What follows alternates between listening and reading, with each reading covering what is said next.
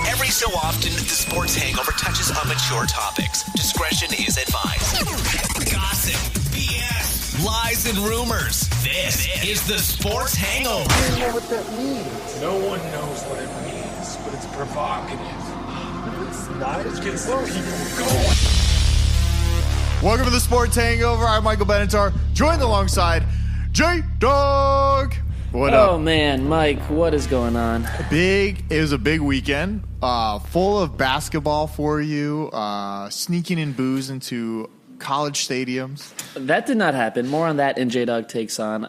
March Madness has turned to March Sadness for UCF fans because rarely is TSH at the marquee sporting event in the weekend, and we were there.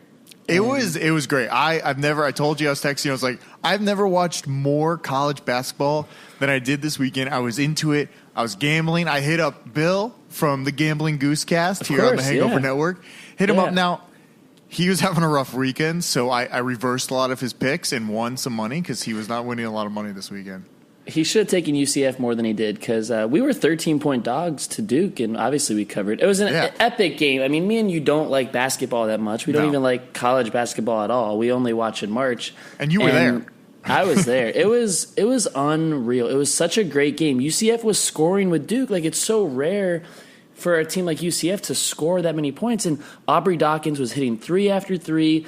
And we were never down more than 8 points, Mike. I mean, we were in it the entire time. UCF did seem slightly sloppy at times when they were playing. Like the one kid just like throwing the ball to out of bounds. I don't know that kid well, but he was like panicking. He looked like he was panicking out there, shifting around. And then his dreads were flopping around, which accentuated his panic even more. Needed to just like take a breath, relax. That was frustrating me a little bit. The guy who threw it to Duke a few times just like threw it an interception. Turnovers. Basically. Well, they started a press, and they panicked in the press. But just to never be down more than 8 points. At halftime it was 8, and then to just lead most of the second half, to shut down Zion the way we did. I mean, Taco got the best of Zion, which is hard to do. Can we talk about Taco? Because his appearance, you would think like, all right, this guy's going to be like he should be the great basketball player. He's what, 7'8" or something crazy. 7'6". He's one of the top 40 tallest humans in the world. He's not very athletic. They use him like a bouncy board. Like, here, catch the ball and just put it in the net. I mean, he's 7'6". None of his movements are fast. Nothing looks athletic. Everything is very slow and deliberate. But he is 7'6". Do you know he weighs like 315 pounds? Shut up. Because he's so skinny, you would never think that. I know, but think about 7'6" of height, like that much weight. It's two bodies, two just normal bodies. I think they said Zion would be the second heaviest player in the NBA right now, and he's at like 270 or 280. Well, I wanted to talk about him too. I had like a little note here. It's like, is Zion actually good, or is he just like, you know, when you're in middle school and there's a kid that's already 6'5", and you're like, oh, he's going to be good at basketball, but then when he gets to college, he never practiced his skills enough to be good. Is Zion a player like that? Because I saw Zion, he could make like a few shots here and there, but he wasn't, I don't know. He never seemed more athletic than everybody on the court. Now, obviously, he's a big body, but I mean, he's a wide body. He's a strange body because he's obviously tall, even though he doesn't look it because he's so round. His ass and back are so big. You're really checking him out a lot there. How close did you get? I was really low. I mean, I was talking to Jim Nance in between the games, so I was all the way down there with Jim. More on that in a moment too. So Zion, I feel like he's just super athletic and he's a freak in the way that LeBron is. Like if you just watch LeBron play basketball, he's not the best shooter. He's not really the best at anything, but he's a super athletic freak. And Zion is athletic as fuck. He had a bounce pass with his left hand, and it had so much speed on it, so much velocity. It was like crazy. Yeah, but does it not go to the fact that he is like, how heavy is he? Like 280? Yeah. 280? Yeah. He's a big boy. Like when I saw him hold the ball, it looked like a goddamn wiffle ball for him. Like, oh yeah, this thing we're playing with. Yeah, I got it right here. He's a freak, and he's going to be one of the top 50 NBA players right away, which is cool. But it's just, let's talk more about UCF because it's just so amazing. Yes, let's talk Mike, about UCF.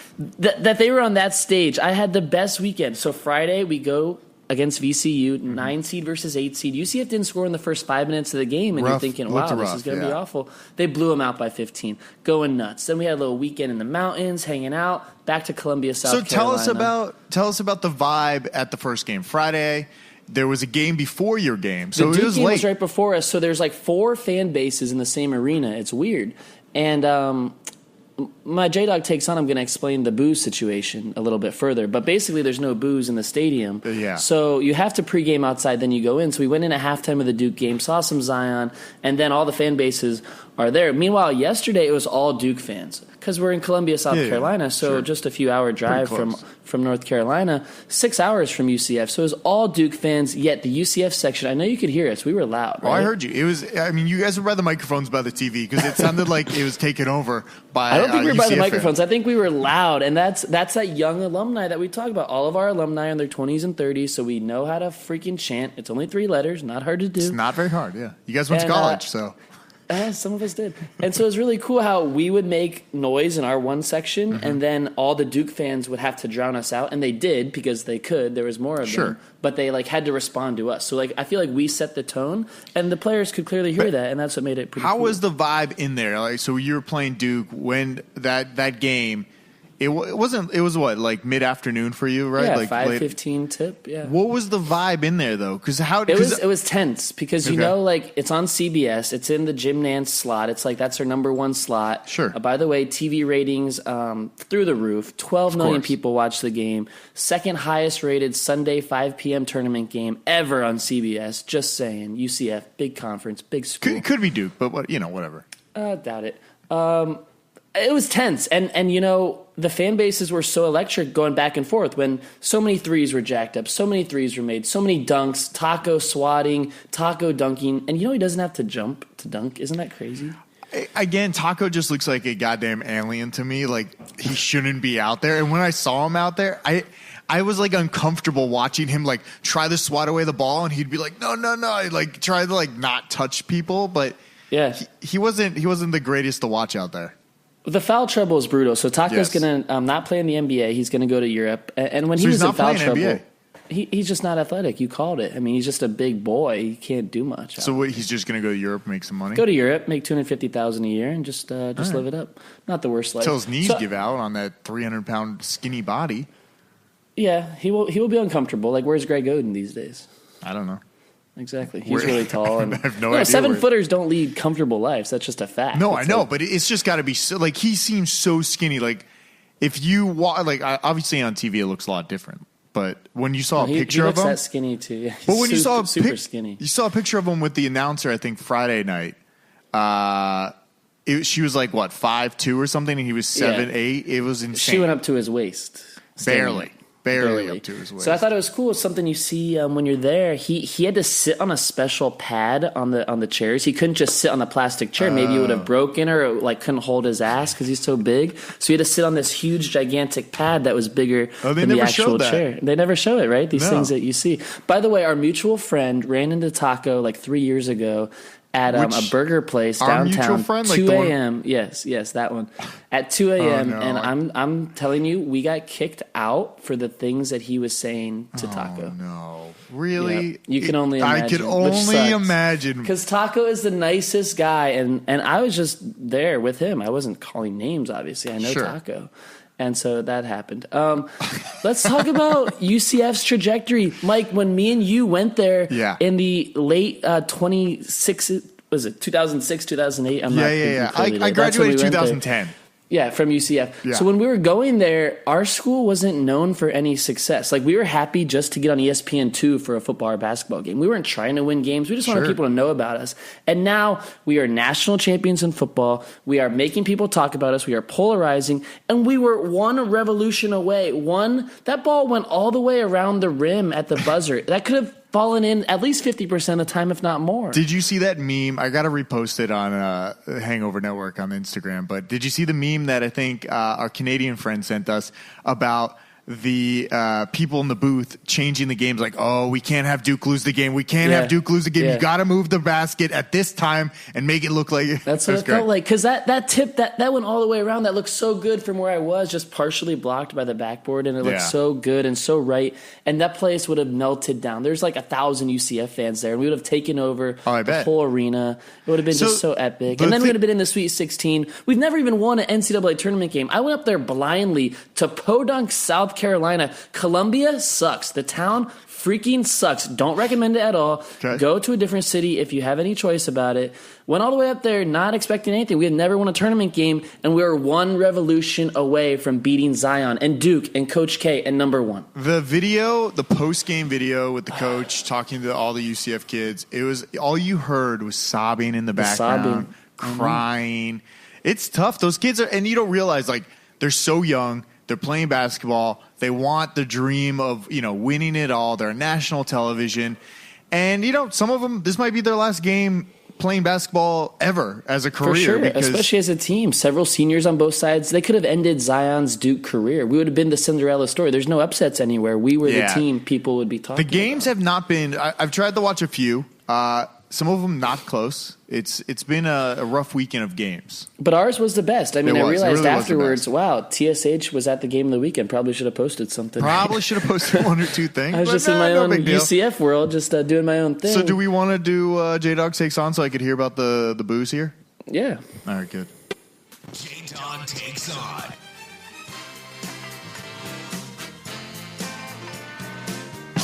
Whoops.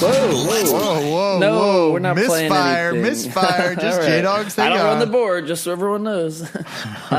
So J-Dog Takes On. Listen, a lot of a lot of decent bars around the arena there in Columbia. Yeah, of course, not cool. We're at University of South Carolina. Not impressive. Don't send your kid there. The arena was nice, though.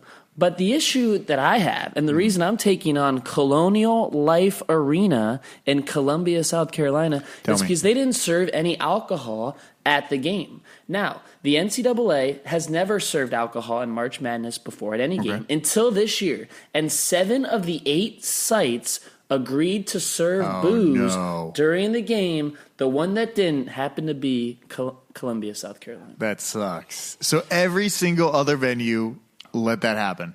And Mike, there's multiple games going on. So we entered the Duke game at halftime on Friday night. We can't re-enter. There's no re-entry. We had to stay for our game. Oh, you had to stay the whole time. Yeah, you have to stay. Yesterday, we could have stayed. We had to drive back home, but we could have stayed for the Virginia-Oklahoma game after us. We would have been sober Sallies by that point. Exactly. So did you sneak anything in? I know you've tried before. No, you accused me of that in the Open Door show, and I've done that in the past, but I'm 30. I have learned from my mistakes and learned that you can be thrown out of sporting events before you ever enter just for sneaking booze in, which is not cool, and I'm glad I didn't attempt it. Dodger Stadium taught you that. Dodger Stadium taught me that. But just incredible. Listen, let's be honest. 2 weeks ago, I didn't even know 3 players on the UCF basketball team. I didn't either. Just being honest. I knew Taco and Aubrey Dawkins. Didn't even know Taco until literally maybe an hour before I started looking at stuff. Gambled on the game all weekend. Didn't know him. You hit UCF on both lines, right? I did. I won a lot of money on UCF. And I think that's how you have to do it. You just got to blindly gamble that's with the way Mike becomes a fan, is if he bets on your team. You put money on the teams, and I was really into LSU, too, also this weekend. I put money on them. Oh, yeah. We talked about LSU last week. Yeah. Goose likes LSU long-term. Talk about your bets. You when we talked to Goose last week, you said the 13 would beat the 3. This is Sports Radamas hits again. Thank you, Mike, for bringing that up. So the 13 seed UC Irvine beat the 4 Kansas State, and you heard that exclusively on last week's show. I told the Goose about that, and he was like, yeah, I don't mind it. He definitely wasn't like full support or anything, which is fine. Which is fine. But I was all about it, and I nailed that one because I said a 12 always beats a 5, which 2 of those happened, I believe. That always does happen. But look a little further, look past it, 13 and 4. You should always take one of those and happen to nail it. So you excited for anything this weekend for the games, or? Well, we were definitely booking flights to Washington, D.C. at halftime yesterday, so we're not going there. You have to cancel those flights. UCF, Virginia Tech, that's not happening. So Duke survives. It's going to be hard to watch, as any UCF fan can attest, because if you beat Duke, we could win any game after that. If Duke is a so-called best team. So you could actually go to the Final Four and win a championship. Do you it almost makes me want to bet against Duke this game because they didn't seem that great in watching the first UCF game. UCF didn't play that great. They weren't able to shoot. They were it was real sloppy. So I don't know how to go with it. Duke might have it's different when you're playing in the bracket because you're playing these teams that you may not have played and they've been seeded weirdly, and I don't know how the seeding happens. How does UCF get seeded that over there? No one knows. No one really knows. It's confusing. But we do know that Duke is the number 1 overall seed. They stayed closest to home. They get all the home matchups, and they get the apparent roughest matchups along the way, and UCF gave them a run for their money. I do think that Duke, this was like their wake-up call. They're a super talented team. I think Zion and crew will play better, so I'm not saying bet against them. I don't think they're flawed or anything. Well, I got to check the stats on that, but we'll see what the line is and everything. They're playing Virginia Tech, who's not that great either. UCF basically would have been in the Final Four and may have won the whole championship, which would be crazy to win like the national championship in football and basketball within 2 years. The line is Duke favored by -7, by 7 points. So Virginia Tech beat Duke this year, but it was without Zion, so take that with a grain of salt. All right. Well, Virginia Tech's plus 300 and plus 7. Not bad. Take it. I won't be watching any of that because it's depressing. Shout out to my school, to your school, to our school. To our alumni. We have a ton of alumni listening to the show. We're big in Orlando and UCF. And shout out to what we've become, because we used to not matter in any sports, and now we're on the map in every single way. And it's like we're a legit program, just like Florida or LSU or anyone else. I thought you were talking about the sports hangover. Like we didn't care. We came from nothing. Now we're here. Kind of very thing. similar trajectory, actually. And now we're winning championships. All right. Do you want to talk? There's two things I want to talk about. Do you want to talk about Gronk? Yeah. Play the bite. What's the bite? Oh, oh yeah. Where is it? I don't think I have my Yo Soy Fiesta. No. Yo Soy Fiesta. Yeah, I do. Yo soy Fiesta. That's Gronk. I mean, that's been on our show for years and years. Speaking of sports Stradamus, really a hell of a weekend. You're hitting hard. It's 3 months into the year, and it's almost like you've cleared your whole deck of all your predictions. All my predictions. I had Odell being traded. I had Gronk retiring, and I had the 13 over the 4. It's been a good time. It's been a really, really Gronk good year. retired. He took some attention away because it happened during the UCF game. Didn't appreciate that. Can I also say took some attention away from the Robert Kraft deal, right? He took a little, but he also thanked Robert Kraft and his message and like thanking them. And Robert Kraft even put out a message. I kind of felt a little sad. It was weird because I was thinking back because I'm not a Patriots fan, but I love Gronk. I love what Gronk like brought to the sport of football and how he's having a blast all the time. And he was like more fun than most people in the sport. And I felt this like little sadness because I was thinking back like, oh, Gronk was like, he was part of the Patriots the first year that I moved out to LA. It's been 9 years since I've been in LA now. Wow. So it's kind of like, he's you're come both to on an end. Parallel terms there. He's right? coming to an end, and now he's going to be. I really think he's going to be in the WWE, or he's going to just hang out and conspiracy theory style. He will just be sitting, waiting, being available for the playoffs. I'm glad you said that. This is a quote from his agent, Drew Rosenhaus, this morning. Quote, if the team was struggling or they needed him at some point next year, and let's just say hypothetically Tom Brady gave him a call and said, Rob, I need you, I wouldn't be shocked if he came back to play a few games. I 100% agree. I agree, too. Why go through training camp and all that shit? Take the summer off, booze up, bang who you want, do your reality shows and your WWE and make your appearance money, and don't get beat up. And then in November, when it's good weather across the country and you're ready to not sweat it out in training camp and you want to go play 6 games with Tom Brady, go do it. So I think that's very likely to happen. So, the Patriots don't have many offensive weapons, though. They really don't. No, so is this the end of the Patriots? I mean, they got nothing left. Like that's a hot take argument. Maybe Stephen A is having today. We're not having. That. I really thought because it made me think like Brady should just retire as well. Like just end the whole thing. Like don't continue it. Start fresh because without Gronk, I think it's kind of done. Yeah, Brady has a different level of what's the word? I guess his. He doesn't get hit as much. Competitiveness. He's more competitive than Gronk. I think Gronk was Brady's attention to detail and his discipline in his entire life obviously does not mirror Gronk's. Gronk's out there drinking and partying. Brady's in bed at 9 p.m. with the TB12 method. So they're much different on different pages there. I think Brady just wants to keep going, and Gronk sees other things to do. Brady doesn't know what he's going to do when he retires. I know. I think that's what he's scared of too. He's been doing it for so long. It's sad though. By the way, breaking news. Oh wow.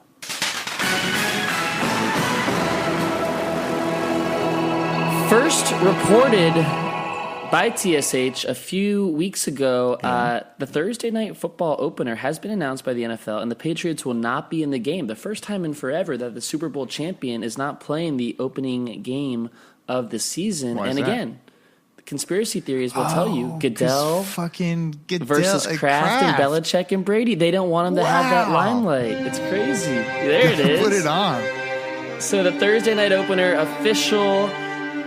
That's very loud. I'm turning it down. Here we go. Packers at Bears, which is a solid game. It's not like a marquee game. We're all going to be watching because it's first game of the year, but it doesn't get me going like the Patriots would. No, I really just don't even care about the Bears or the Packers because what have the Packers done this offseason that makes me excited about them? Do they have any wide receivers? Do they have anybody? The Bears? They have Aaron Rodgers. That's it. Again. The Packers do, Yeah. You're a real Rodgers hater. He's kind of the GOAT in a lot of ways. After watching his brother be on The Bachelorette and seeing all the family drama and hearing how much of an asshole Aaron Rodgers is, really put a damper on my love for Aaron. Mike, that's one side of the story. We all have family drama. Yeah, but his is like it's really weird. I'm more with Tom Brady here. TB12. It is weird. I agree. Do you want? All right, one more thing. Cam Newton. He gave up sex. He gave up orgasm or coming, whatever he wrote. It was something. Not he wrote. Did he write coming? I don't know if he wrote. No, not coming. He did it. He was on what's his name? Bill Simmons. The fat CBS guy, late night. James Corbin. Rome? Yeah. James Corbin. He was on there. He's the best late night host, James Corden, by the way. He's better than Fallon and all those guys. He does a very British show. He keeps everybody around. They all sit on the little couch there. What does that mean, talk. very British? I mean, just because he's British, so it's very British? Well, it's like a British style because a lot of British shows do that same thing where they have all the guests just sit on the sofa together and just chat. That's the only British thing. I'm not big in the British late night talk show you scene. gotta get into it, Jeremy. But Corden does some good bits. He's pretty good. I wanted to go out to see a show last time I was in LA, and you nixed it. No, I'm no more seeing we shows. Don't do that. We don't do entertainment. We don't do that. We did it all the first 3-5 years I lived here. We've seen everything. We've been on Prices Right. We were on Prices Right. We peaked at that moment. It never aired either. Never. Yeah, that was weird. There was an issue with that, right? Yeah, the microphone didn't work. They were testing out a new mic. That was weird. Never heard. Really so Cam Newton didn't have sex, or he's not having sex. He says he's sticking it in, but he's just not orgasming. I have no idea. He says he's doing this to have better focus. He's saying he's trying to do something, eliminate something every month. Wow, I don't know how he got down to orgasms. I feel like there's a few things he could have eliminated. I know before he really that. went through that list quick.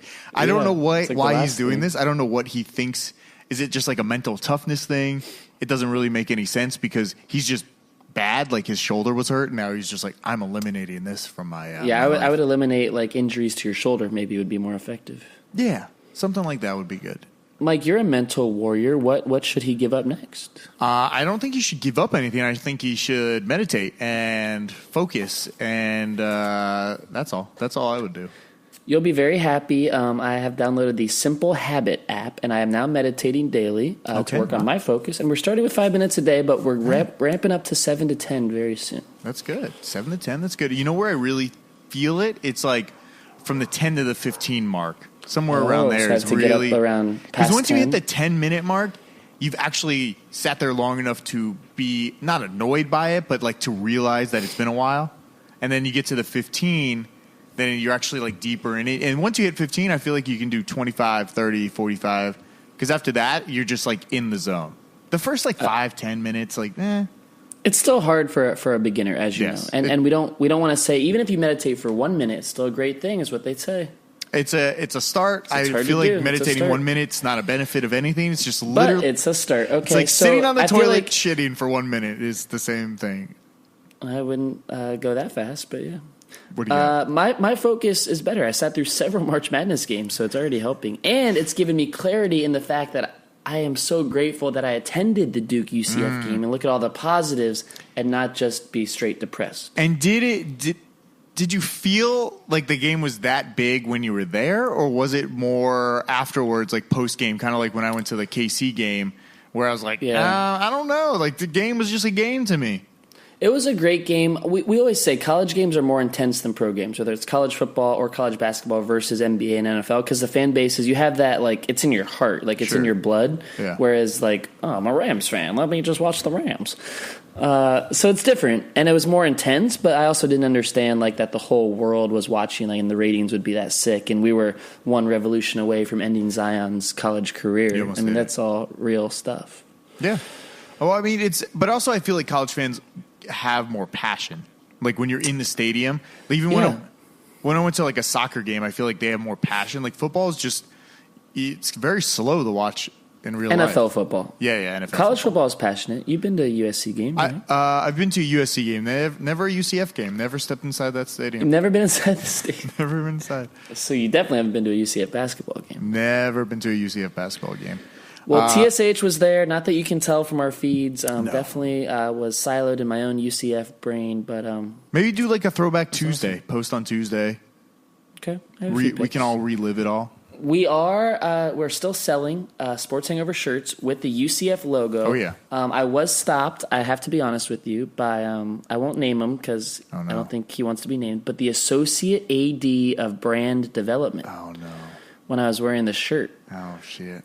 And he said, "Nice shirt, where'd you get it?" And I said, "I don't know, bought it from some guy." Because I don't think he appreciated the UCF logo illegally placed on our Sports Hangover shirts. But shouldn't stop you from buying it because we almost beat Duke in that shirt and we won the National Football Championship. And I wanted to say, I got, I don't know where they are, but I had, where are they? Are they behind me? Hold on one second. I got hats made. This is good radio. Oh, hats are being made. Sports Hangover hats. I got hats made. I have 2 hats. My head doesn't really fit hats very well. They're right there, Jeremy. So there it is. And then on the backside even says the Sports Hangover. I want to give these away, so we should give them away. We should think of a contest to give them away. All right, well, here's what we'll do. Here's what we need from you listeners. So we have a bracket contest going up. We're gonna wait on it this week. It's bachelorette party locations. Mm-hmm. We do have the final 4. We're going to get it down to 2, but we're going to wait till next week to try to match it up with the NCAA tournament a little bit better.